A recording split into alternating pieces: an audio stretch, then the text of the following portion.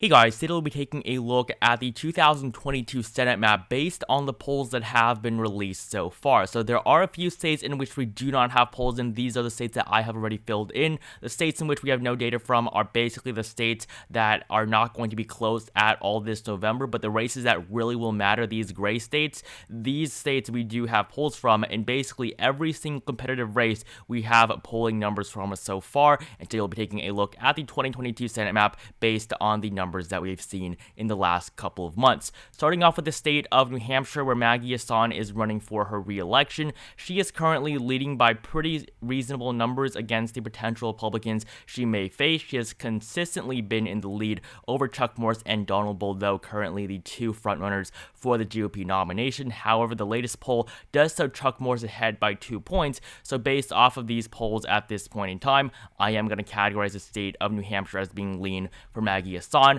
I do think that she goes into a re-election with a solid lead. However, that lead may deteriorate in the coming months. Moving on to the state of Vermont, Patrick Leahy is going to be retiring. He is currently the longest serving senator in the Senate as of this point in time, and Patrick Leahy is the only Democrat retiring this election cycle, first elected with Joe Biden when Joe Biden was elected to the Senate. And so looking at the numbers here for Peter Welch is the current sole representative of Vermont in the U.S. House, and if elected, he will become only the second Democratic senator to represent the state after, of course, Patrick Leahy. So Peter Welch currently leads by 35 points in the latest poll release. So in the state of Vermont, this is obviously going to be very solid for the Democratic Party. In the state of Connecticut, Richard Blumenthal is running for his re-election as a Democrat, and he obviously leads by pretty significant margins over the potential Republicans he may face. However, the margins on average are just a little bit lower than 15%, so currently I have the state of Connecticut as being likely for the Democrats, but still a race that Richard Blumenthal is almost definitely going to win this November. While in the state of Pennsylvania, this is a major race. This is really the first major race that we're going to go over in this video. In the state of Pennsylvania, John Fetterman against Mehmet Oz. This seat is currently held by Republican Pat Toomey, who will be retiring this cycle, and as a result, Mehmet Oz is the Republican that they nominated to replace him, while John Fetterman is challenging the Republicans for this seat. And in the three latest polls released in just the last couple of days, John Fetterman leads by significant margins over Mehmet Oz, although of course the margin does seem to shrink over the last couple of days. These polls are basically all conducted at around the same time, and I don't expect anything really to have changed over these couple of days. So as of right now, the polling average is very favorable for John Fetterman. He is clearly in the lead over Mehmet Oz. Mehmet Oz, I think, is not a good candidate. He barely won his primary. David McCormick would have done much better against John Fetterman. Mehmet Oz has horrible favorability numbers in the state of Pennsylvania, and that is going to hurt him this November. So right now, John Fetterman, I have the state of Pennsylvania as being likely for the Democrats. While in the state of Ohio, this is another state in which the Democratic Party may actually do surprisingly well in. This is another potential flip for the Democratic Party at this point in time. Tim Ryan, the Democratic nominee, is doing well against J.D. Vance. We have another retiring Republican, this time Rob Portman in Ohio. But against J.D. Vance, Tim Ryan is polling relatively well. Although these two polls showing him ahead are Democratic funded, they still do show that he does have a lead. Tim Ryan, I think, is a good nominee on the Democrat side. J.D. Vance is a very mediocre nominee for the GOP. If you do look at the only independent poll released from USA Today, J.D. Vance does have a lead of 2 points. So as of right now, with these numbers, I am going to give the lead to Tim Ryan. I'm going to categorize it as being tilt for the Democrats. I do think that he does go into this race with a very slight advantage. However, this race is still more likely to go to the Republicans in the end and see the election of J.D. Vance to his first term in the Senate. And moving down south to the state of Kentucky, where Rand Paul is running for his re-election. He currently leads by 16 points over Charles Booker in the latest poll that we've seen. However, this poll is from earlier this year. But in the end, the state of Kentucky really is not going to be a very competitive race. I expect the Republicans to win this race pretty easily, and the polls do show currently Rand Paul with a solid lead over his Democratic opponent. Moving on to the state of North Carolina, another very competitive race, and another race that the Republicans are defending without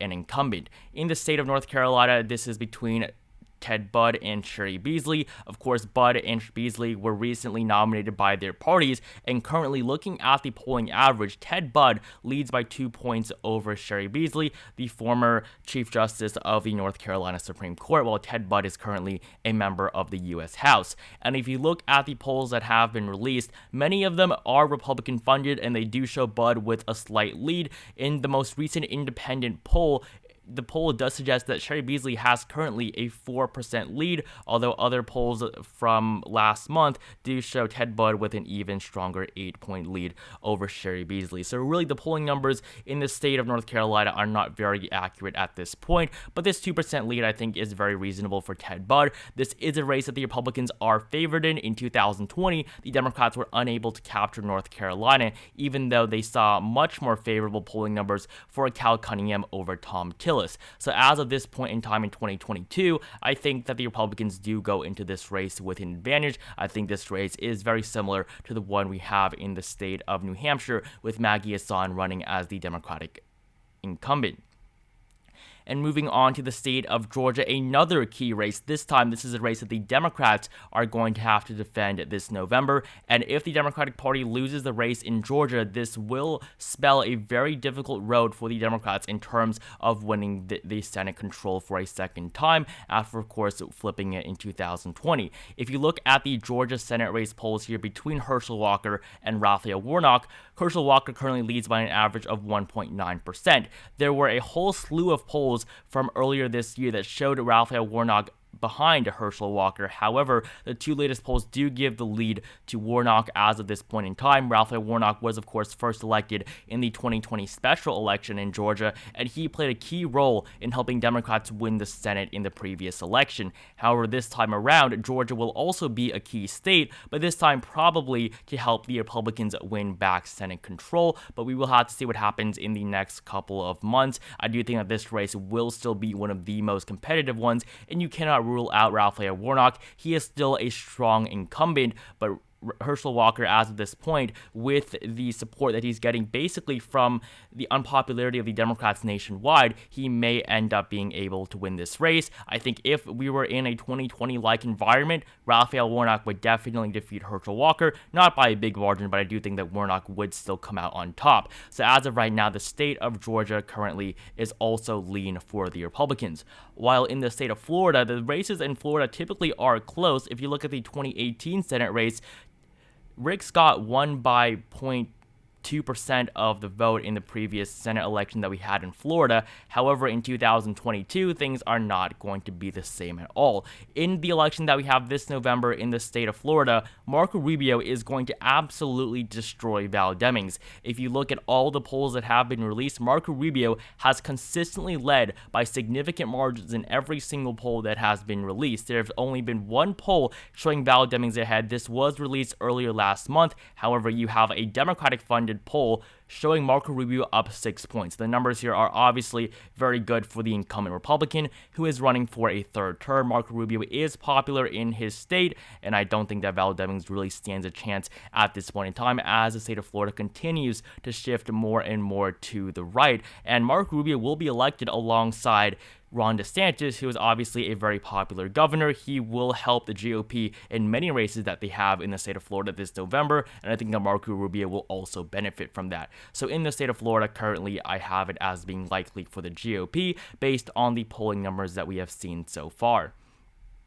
And in the state of Wisconsin, up north here, we did just get polls out of this state. You can check out my video yesterday where I talked about the polls in the state of Wisconsin, and they show favorable numbers for the Democrats. If you look at the numbers between Ron Johnson and the two frontrunners for the Democratic nomination, Ron Johnson barely leads over Alex Lasry, and against Mandela Barnes, the actual frontrunner, Ron Johnson, is actually behind. If you look at the gubernatorial polls in Wisconsin, the numbers are even worse for the Republicans, with Tony Evers leading over all of the potential GOP nominees that he may face. So Ron Johnson is in trouble at this point in the race in Wisconsin. I think the Democratic Party does have a good chance at being able to make this election very competitive, but as of right now, with the latest polls that we have seen, I'm going to give the edge to the Republicans and give this state a categorization of tilt for the GOP. We also have one poll from the state of Iowa that suggests that this race really may be closer than previously thought. In the state of Iowa, Chuck Grassley only leads by 3 points against Michael Franken. Although this is a poll funded by the Franken campaign, Chuck Grassley still only leads by 3%. No matter who funds this is still a good number for the Democrats, considering the fact that they are probably not going to win this race at all. Chuck Grassley won his previous election with 25 points. He is currently the longest-serving senator of the GOP as of right now. And Chuck Grassley, with this 3-point lead, I'm only going to have to give him a rating of lean for his own party in the state of Iowa. I do think that the race will obviously not be that close, but as of right now, the polling numbers suggest that the race in Iowa may end up actually being pretty close. Moving south to the state of Missouri, we have a very controversial race here where Eric Greitens is currently expected to win the Republican nomination, while on the Democratic side, Trudy Valentine and Lucas Coons are the two frontrunners. If you look at the numbers between Greitens and Coons and Valentine, Eric Greitens does not really lead by the strongest of margins. This is a state that Donald Trump won by a solid margin in the 2020 presidential election, and very close to a solid margin in 2016. Eric Greitens, of course, leads by only 6 points against Valentine and Coons in the latest poll release. If you look at these older polls, he does only have a 1-point lead over Lucas Coons, and this was polled by the Trafalgar Group, which is known for shifting results more to the right.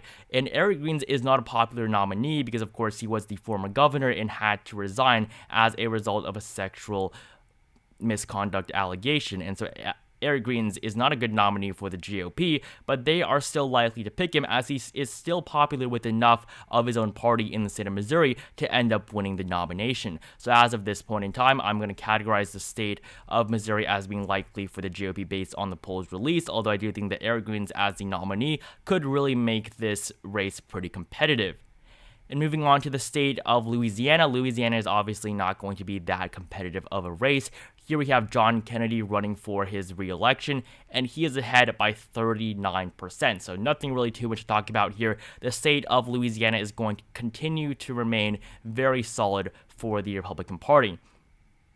And now that we have the eastern half of the country done, we're going to move on to the 6 competitive races that we have on the western half of the United States. Not really the most competitive races, but many of these races are competitive, especially Nevada and Arizona. But these other races may get competitive in the coming months, but we do have polling data out of all 6 of these races. Starting off with the race in the state of Colorado, where Michael Bennet is running for his re-election. Michael Bennet is ahead by 13 points over Joe Dia. Joe Dia is currently expected to be the Republican nominee. They will decide that at the convention, but Michael Bennet, this is a Democratic-funded poll, and he's only ahead by 13 points. So he's not going to win the race by a solid margin. He won it only by a lean margin in 2016, that was the last time Michael Bennet was up for re-election. He won it by a lean margin. I think that in this election, he is probably going to win it by a pretty similar margin. The polling data right now is good for him, but there's really only been one poll. So as of right now, I have the state of Colorado as being likely based on that one poll that we saw. And in the state of Utah, Utah may be a surprisingly close race as well, with Mike Lee running for re-election. Of course, the state of Utah is one of the most Republican states in the country. Donald Trump won this state by over 20% in the last 2 presidential elections. But if you do look at the polling numbers currently for Mike Lee, the Republican incumbent in this race, Mike Lee, in one of the polls released earlier this month, shows him only ahead by 4 points against Evan McMullin. Evan McMullin is, of course, the independent candidate. The Democrats are supporting McMullin in this election, and McMullin ran in the 2016 presidential election and placed 5th. He won a pretty significant amount of votes in the state of Utah, and if you look at the most recent poll, Mike Lee is ahead by 19 points. However, this was a poll sponsored by his campaign. So as of this point in time, based on the polls that we're seeing in this state, I'm going to categorize the state of Utah as being likely. There are a lot of polls showing that this race really could be close in the end, and the earliest polls did show Mike Lee only ahead by a likely margin. So as of right now, I have Utah as likely for Mike Lee based on the polling numbers that we have seen so far. And right below the state of Utah, we have the state of Arizona. This is one of the most important races for the Democrats. I would say even more so than Georgia, because I do think the Democratic Party has a better chance at holding on to Arizona with Mark Kelly, but it will still be difficult nonetheless. Mark Kelly, in the most recent polling, leads by significant margins over all three of the potential Republicans he may face. So Mark Brnovich was the GOP frontrunner for a very long time, and Jim Lamont was always in a close second, and Blake Masters is currently the favorite as of right now because he did get the endorsement of Donald Trump. We'll see if Trump's endorsement really does end up helping him win the race. And against all three of these potential Republicans, Mark Kelly is doing relatively well. If you do look at the polling in this race, he actually leads on average by a solid margin against these three candidates. And obviously the numbers are going to get closer. As of right now, these three individuals are not that well known across the state, but Mark Kelly is at almost 50% in all the polls that we have seen. So I do think that Mark Kelly is in a good position right now for his re-election, and the polling even suggests that he has a solid lead over the Republicans he may face this November. And in this state, I mean, obviously, he's not going to win by a solid margin, but I do think that the race will be one that favors the Democrats, at least at this point in time. We did get more polls out of Arizona from months and months ago, all the way back last year. I did not include very old polls because those polls really do not tell us anything about the race as of this point in time, and I did that for all of the races that we've been over in this video.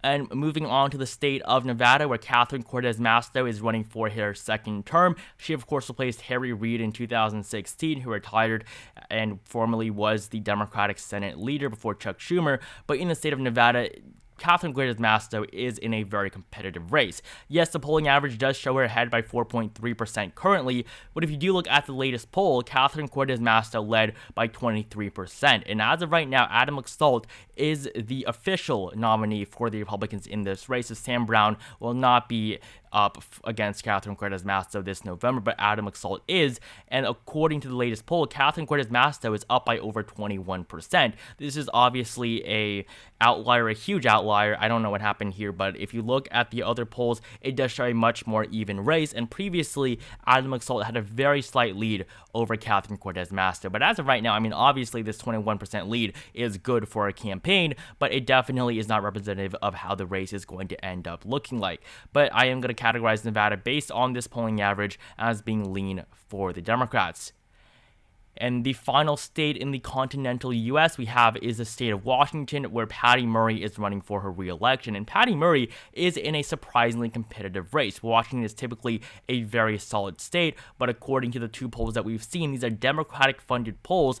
In the two polls that we've seen so far, Patty Murray leads on average only by 10 points. And this will make this race one of the more competitive ones that the Democrats have to defend, because really, in terms of the races that Democrats have to defend, besides Nevada, Arizona, and Georgia being the most competitive ones, really the next two competitive races are Colorado and Washington. Of course, this race in New Hampshire is also going to be very competitive, but Washington really at this point in time is one of the more competitive races that the Democrats have to defend this November. And as of right now, I have Patty Murray up by a likely margin.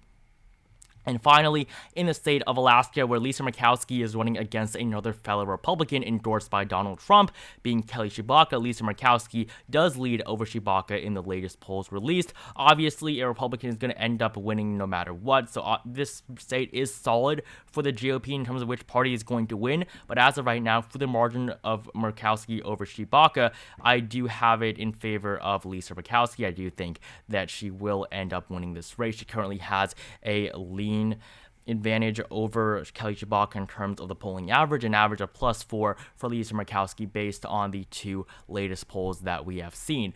So this map right here shows 51 for the Democrats, 49 for the Republicans. This is based on the latest polls that have been released for the 2022 Senate elections. This obviously is not my prediction, but based on the numbers that we have so far, the Democrats are doing well in the polling, and this may suggest that the Democratic Party does actually have a pretty good chance at holding on to their slim Senate majority. Of course, they only need 50 seats. Thank you guys so much for watching this video. Make sure you like it down below if you enjoyed it. Comment down below how you think the 2020 Senate elections will turn out and which races you think are going to be the most competitive. Join my Discord server if you have the link at the very top of the description below. Subscribe if you have not. Thank you guys so much again for watching, and I'll see you guys in the next video.